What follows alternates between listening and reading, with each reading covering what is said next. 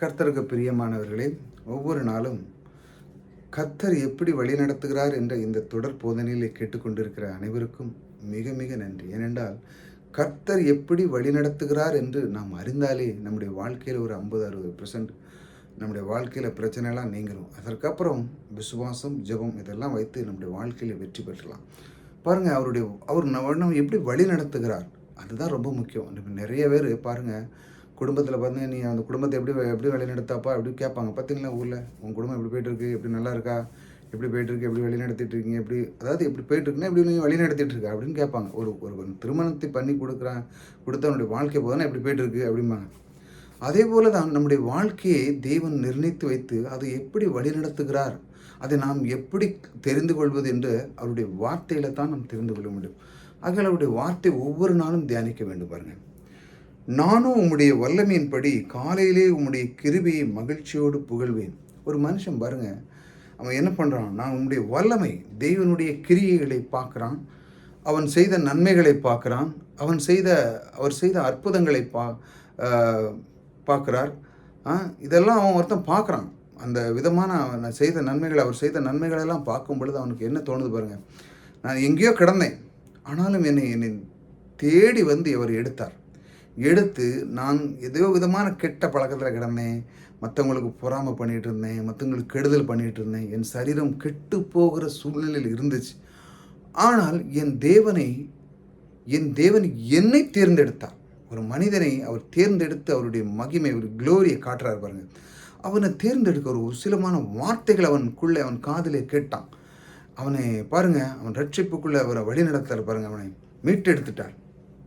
ரட்சிப்பில் என்ன நடந்தது, நம்மளை மீட்டெடுத்து நமக்கான எல்லா ஆசீர்வாதத்தையும் நமக்கு தந்துட்டார். இப்போ அவன் இந்த மாதிரி பிரச்சனையில் அவன் மாட்டிக்கிட்டனால அவனை விடுதலையாக்கி பாருங்கள், அந்த வல்லமை அவனுக்கு விளங்குறது. எத்தனையோ நான் சூழ்நிலையில் இருந்தேன், ஆனாலும் பாருங்கள், அவர் என்னை விடுவித்தார், என்னை ஏற்றுக்கொண்டார், என் பாவங்களை நீக்கினார், எனக்கு ஞானத்தை கொடுத்தார், புத்தியை கொடுத்தார், எப்படி இருக்கணும், எப்படி பேசணும், எப்படி வாழணும், எப்படி கற்றுக்கொள்ளணும்னு ஒரு ஞானத்தை கொடுத்தார். அந்த ஞானத்துக்கு மிக மிக நன்றி என்று சொல்லி பாடி காலையிலே உங்களுடைய கிருபை மகிழ்ச்சியோடு புகழ்வேன். கிருபை, அந்த தேவன் நமக்கு கொடுத்த அந்த கிருபை பாருங்கள்.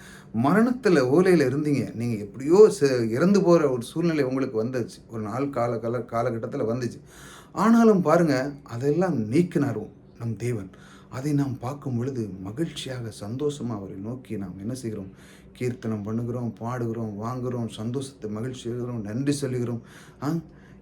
இந்த மாதிரி நம்முடைய உள்ளத்தை, நம்முடைய பேக்ரவுண்டை நீங்கள் பார்க்கும் பொழுது தெய்வன் நம்ம எந்த அளவு வழி நடத்துகிறார் என்று உங்களுக்கு புரிஞ்சிருக்குன்னு நினைக்கிறேன். ஏனென்றால் இந்த தேவனை அறிகிற அறிவு, அப்பொழுது தான் உங்களுடைய வாழ்க்கையிலே இந்த கிருபை பற்றி உங்களுக்கு தெரியும். தேவனை நாம் அறிந்து கொள்ளும் பொழுது அவர் எப்படி என்னை வழிநடத்தி கொண்டு இருக்கிறார், அவர் என்னை எப்படிலாம் பாதுகாத்தார், எத்தனை சூழ்நிலை மத்தியிலும் என்னை அதிலிருந்து விடுதலையாக்கினார் என்று பார்க்கும் பொழுது அதனுடைய மகிழ்ச்சியோடு நாம் புகழ்வோம். எனக்கு நெருக்கம் உண்டான நாளிலே நீர் எனக்கு தஞ்சமும் உயர்ந்த அடக்கலமானீர்.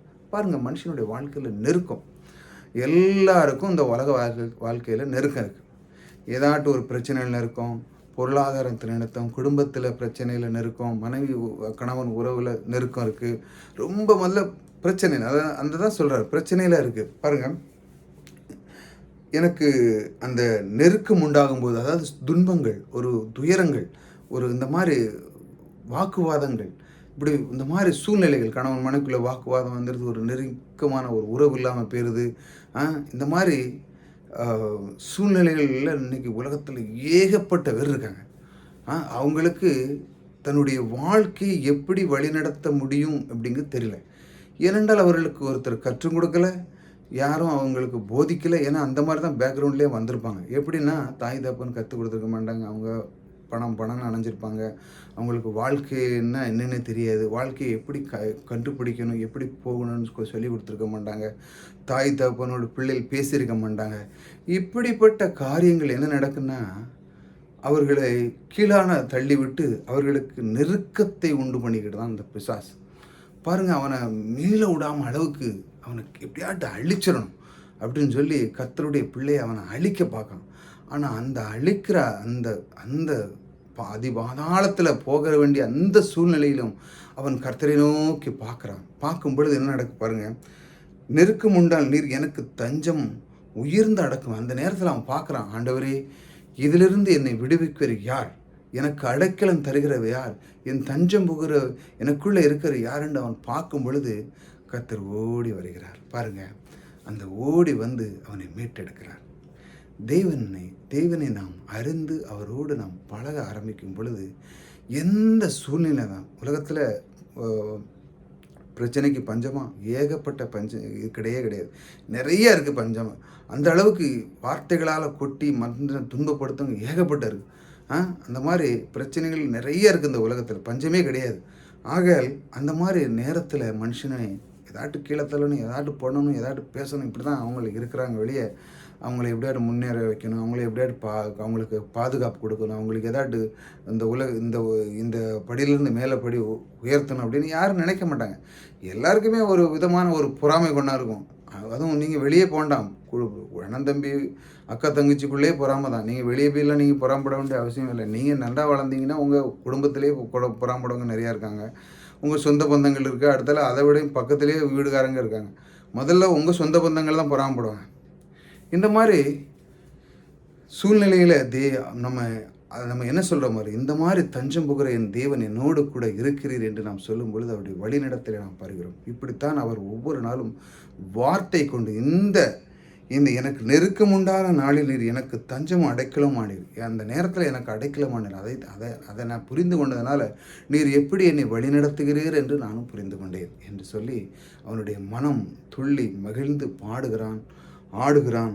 அவனுடைய கர்த்தருடைய கிருபையை அவன் அறிந்து கொள்கிறான், மகிழ்ச்சியாக இருக்கிறான். இப்படித்தான் ஒவ்வொரு நாளும் நாம் கர்த்தரை தேட வேண்டும். அவர் அந்த வார்த்தைகளை நாம் தியானிக்கும் பொழுது அவர் எப்படி வழிநடத்துகிறார் என்று அறிந்தாலே நம்முடைய வாழ்க்கை மிக சிறப்பாக இருப்போம். உங்களுடைய வாழ்க்கையை நீங்கள் கொஞ்சம் நேரம் உட்காந்து யோசித்து பாருங்கள். நாம் எங்கேயோ இருந்து எப்படியோ இன்றைக்குள்ள சூழ்நிலை பார்த்தீங்கன்னா, நான் எதுக்குமே தகுதியற்றவனாக இருந்த என்னை அழகாக தூக்கி எத்தனை இன்றைக்கி பார்க்க போனீங்கன்னா உங்களை விடையும் எவ்வளோ படிச்சிருப்பாங்க, ஆனால் உங்களுக்கு முன்பாக அவங்க ஒன்றுமே இல்லை. அந்த அளவுக்கு உங்களை உயர்த்தின அந்த தெய்வம் இன்றைக்கு இருக்கிறார். எத்தனை பேரோ இருப்பாங்க, அவங்கள படிச்சிருக்காங்க, வாங்கியிருக்காங்க, ஆனால் அவங்களுடைய குணம் இல்லை. ஆனாலும் உங்களை அவர் தேர்ந்தெடுத்திருக்கிறார் என்றால் அவருக்கு நீங்கள் நன்றியோடு இருந்து அவருக்கு நீங்கள் பிரியமாக இருக்கிறீர் என்றால் இன்று அவர் உங்களுக்கு கொடுத்த ஒரு மிகப்பெரிய ஒரு பாக்கியம். இந்த கிருபை நீங்கள் பெற்றிருக்கிறீர்கள். இந்த கிருபை நீங்கள் இழந்துடாதுங்க. எப்படி நீங்கள் இந்த கிருபை பெற்றீர்களோ அதே போல் தேவனோடு வாழ்க்கையில் எப்பொழுதும் இருந்து உங்களுடைய பிள்ளைகளுக்கு கற்றுக் கொடுங்க. உங்கள் குடும்பத்தில் எல்லாருக்குமே நீங்கள் ஆசீர்வாதமாக இருங்க. உங்கள் ஆசீர்வாதத்தை இழந்துடாதுங்க. பிசாசு உங்களை தொடர்ந்து வர பார்ப்பான். ஆனால் அதற்கு இடம் கொடுக்காமல் தேவனுடைய வார்த்தைக்கு நீங்கள் இடம் கொடுக்கும் பொழுது உங்களுடைய வாழ்க்கையிலே அவர் வாஞ்சியாக இருந்து உங்களை எப்பொழுதும் விடுதலையாக்கி உங்களுக்கு அடைக்கலமாக இருப்பார். அதைத்தான் சொல்லி அவர் நான் இப்படி தான் உன்னை வழிநடத்துகிறேன் என்று சொல்லி உங்களுக்கு வாக்கு கொடுக்கிறார். ஆகையால் இந்த மாதிரி செய்கிற இந்த கர்த்தர் உங்களோடு கூட இருக்கிறார். கர்த்தர் உங்களை ஆசீர்வதிக்கிறார்.